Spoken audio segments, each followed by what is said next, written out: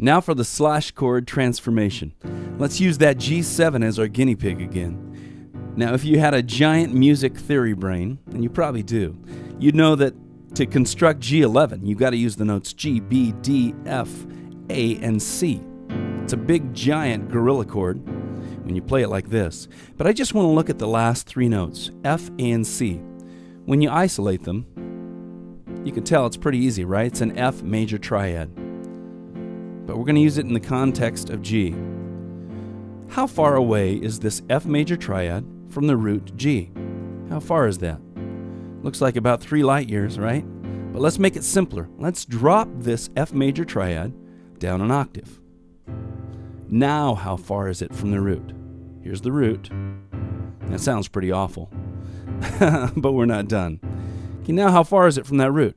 Well, it's a whole step lower. So you go down from the root a whole step, build a major triad, and kick it up an octave. Voila! Now you've transformed any dominant 7 chord into a fantastic 11th chord, right? I wouldn't call this a chord voicing per se, because the notes really are kind of stacked in their natural positions still. We're just omitting the 3rd and the 5th. But the main thing we did today is we made this simpler on our brain, right? So if you come across G7, you can do this, and everyone will say, that's kind of cool. Or you can do the math in your head and say, okay, down a whole step, and make your major triad and kick it up an octave. All of a sudden, you are the man or the woman. I don't know what you are, but you can play a nice 11th chord now. Let's do the same thing now with D7, and then we'll play the same song again, of course, using the slash chords, and everyone will say, hey, that's much nicer. Here's D7. You know the equation. Here's D7. So someone says D7, you say, nah, I'm going to play D11, fatten it up. So you go down a whole step, construct a major triad, kick it up an octave, include the root, you've got D11. Everybody says, wow, that is way better. And now that you know the forbidden secret of the slash chord, we're going to play the same song again, but every time we come to a dominant 7th chord, we're going to use these 11th chords. And the sun will come out. It'll be beautiful. Hey, you know what? Before we play the song, I'm going to throw one more thing at you. I think you can do it. Remember, taking D, for example, we've got the root, and we've got a triad up here, which looks an awful lot like the C triad, but it's actually the higher chord note extensions of D. But for argument's sake, it's a C triad. You probably know at this point you can play a C triad C, E, G, or you can play it C, E, G, or you can play it C, E, G, or you can play it C, E, G. Those are called inversions. So now, what happens if you play the inversions of this C triad anywhere you want, while maintaining this D root, or 2 D roots? How about that? All of a sudden you've got a powerhouse instead of just this, right? Instead of just the old D7, you've got fantastic fireworks made out of a D11 chord, because you can invert this C triad anywhere you want. Okay, now finally we're going to get to the song. When you see me get to D7, I might play this, I might play this, I might play this. When I get to G7, I might play this, right? Or I might play this or this. Those are all inversions of the F major triad.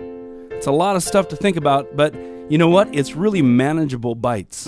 You can get your brain around this pretty easy, because you're just thinking F triads, or you're thinking C triads, because the slash chords are so powerful.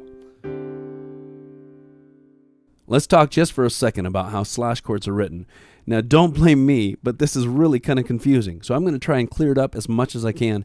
This slash chord terminology and the symbol was made up by somebody other than David Sprunger. So let's take a look at it. When you take G7 and you change it into its slash chord equivalent, you know you play an F major triad in your right hand over a G. Okay? But unfortunately, the popular terminology or symbol for this is F slash G. Look at that. The F is on the left, but it's played by the right hand. And to add to the confusion, the G, it's on the right, and as you know, it's played by the left hand. So just that alone could put you in the nut house, especially when the drummer kicks off a fast tempo and you're getting your hands all tied up in knots. But there's a bit of good news. If you look at this from a different perspective, it's actually easy to understand. Every time a slash chord symbol is written on a lead sheet or a chord chart around the world, that slash is never straight up and down. It's actually always angled to the right, like you see there.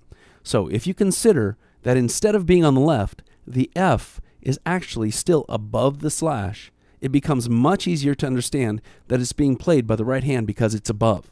And the same is true for the other side of the slash. Look at that G. Instead of considering that it's on the right, remember the slash is angled a bit, so the G is actually underneath that slash. So consider the G on the bottom being played by the left hand, a single note or a couple Gs if you want to.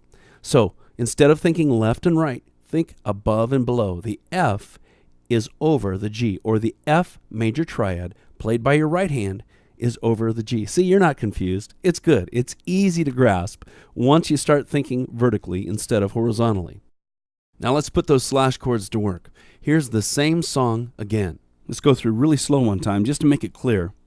Swing low, then you've got F over G, our first slash chord. Now, remember, I've got some time on that chord before I sing the next line, Sweet Chariot. So I can invert that F rhythmically. Maybe I'll do this, right?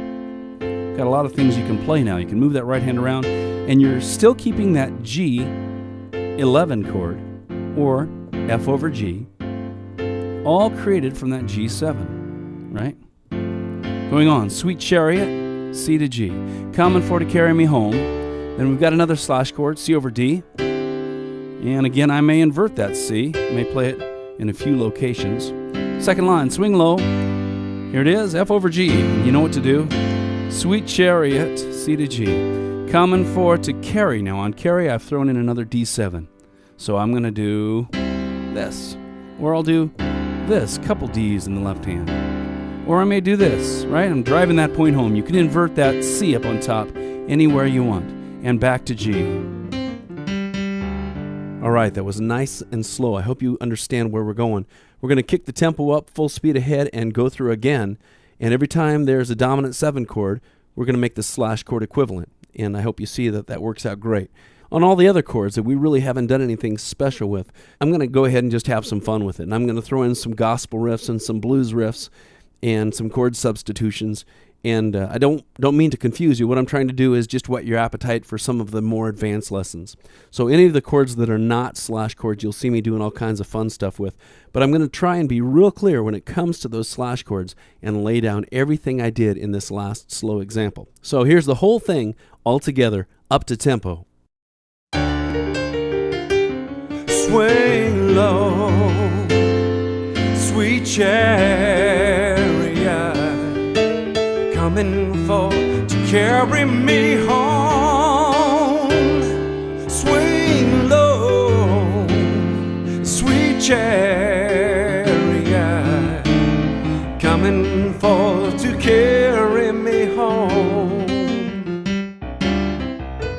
I hope this has been a revelation for you. Slash chords are one of those rare and precious musical bits of information that can really transform your playing quickly. And here's a great thing. Slash chords are not limited to just transforming dominant 7th chords into fantastic chords. Slash chords can be used to transform many of the basic chords that people play every day into fantastic chords instantly. In fact, this has just been one lesson on one type of slash chord transformation. You can check out all of the lessons by going to playpianotoday.com.